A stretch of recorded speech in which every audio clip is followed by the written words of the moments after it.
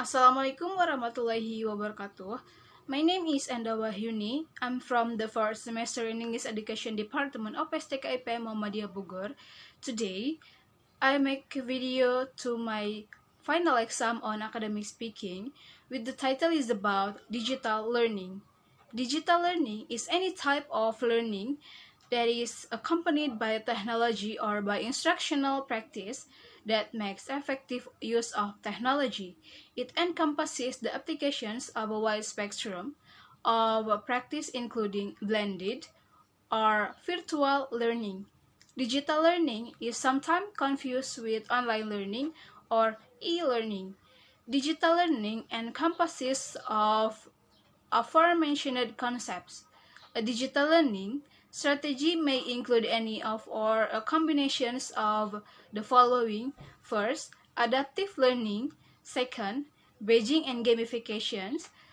Next, blended learning, classroom technologies, e-textbooks, learning analytics, learning objects, personalized learning, online learning or e-learning, open educational research, mobile learning, example mobile phones, laptops, computers, and iPads.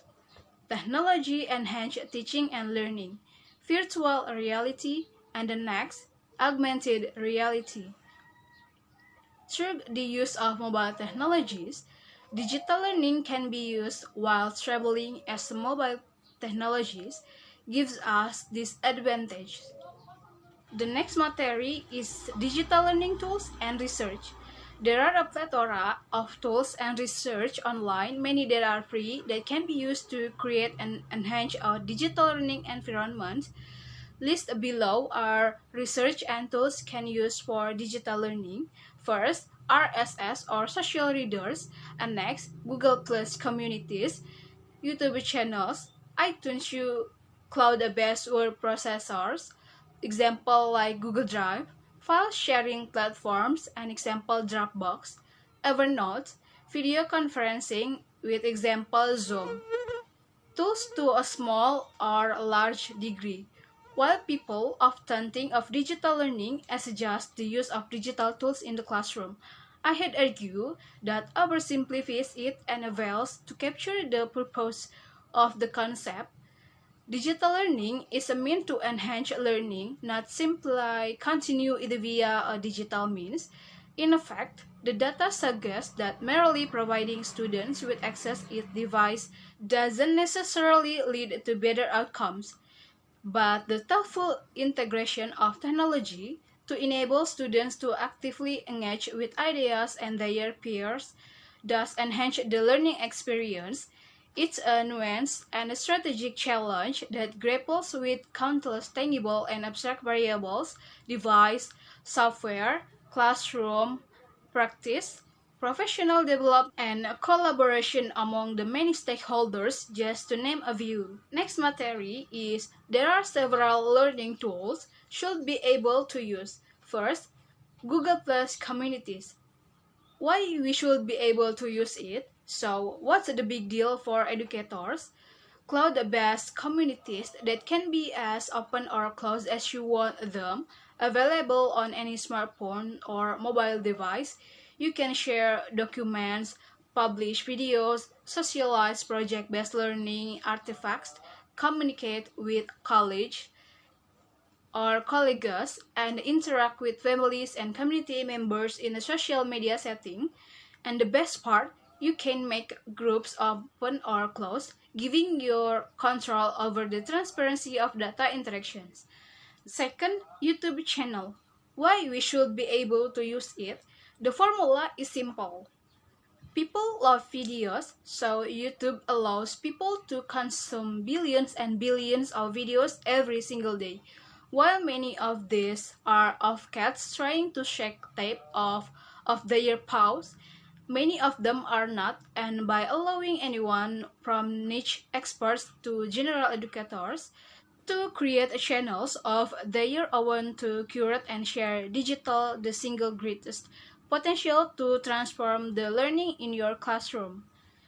As whimsical or substantive as the content you find, like apps for film, video, or music, and that simple to use, YouTube is capable of enabling self-directed learning, academic direct instruction, full-on text preparations if that's your thing, or authentic project-based learning, and third, Dropbox or other file sharing platforms. Why we should be able to use it? This one's simple. You need a way to back up files and share media, and whether you use Dropbox or the more direct approach of an app like Drop Canvas, this is the kind of function you'll undoubtedly need. And if you have never needed to send or receive a large file ever, this is a surefire sign you may be underutilizing the internet potentials. And next, Evernote. Why we should be able to use it? Because we can organize anything, literally anything, take pictures of papers or learning products, save web screenshots, take quick notes, use it as a word processor in a pinch, organized by notebook, literally genre, class, student, academic year. Use the mobile app, your web browser, or the computer-based app. Some people use Evernote for a few days and are underwhelmed by its lack of flash, but Evernote is wherever you want it to be, and that kind of flexibility makes it a perfect tool. What are digital learning platforms? So, what kind of teach is out there? Before it's possible to really understand how much teachers have to gain from online learning platforms and software, it's vital to know what tech types are there exactly. A digital learning platforms is a piece of software designed to heavily assist during the educational process. There are a range of options available depending on the specific needs of the institutions. They include learning management system, learning content management systems, as well as virtual classroom tools and the virtual learning environments. Digital learning platforms enrich language courses by adding a whole extra dimensions. Educational organizations are no longer limiting learning online to the classroom. Instead, students can access high-quality effective learning research from wherever they are, whenever they choose. Why is digital learning important? The answer to this question is not as obvious as you may think. It might surprise you to know that this is one of the most frequently searched questions in regard to digital learning. The concept of digital learning is quite complex, with too many variables to adequately cover in this post. In short, digital learning can enhance learning experience, save teacher times, enable teachers to better tailor learning to student needs, aid in tracking student progress. That's all of my material about digital learning. I hope it's useful for you. Thanks for watching. Wassalamualaikum warahmatullahi wabarakatuh.